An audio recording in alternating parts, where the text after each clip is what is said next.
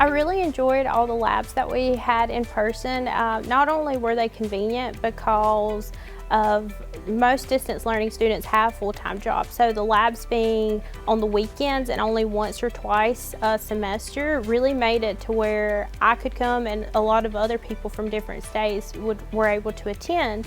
But the labs themselves were very informative, and I understood more of what we were doing in class, like the lectures. Through the labs, I was able to get a deeper understanding and actually put my hands on, sometimes it was a pump, a valve, especially in energy systems. That was probably my most favorite lab because we got to see heat exchangers, we got to see a pump system. And then also it just makes you connect all the dots. And for engineers, I feel like that the labs are really important because most of your work is going to be hands-on if you're like in a power plant, any kind of plant really.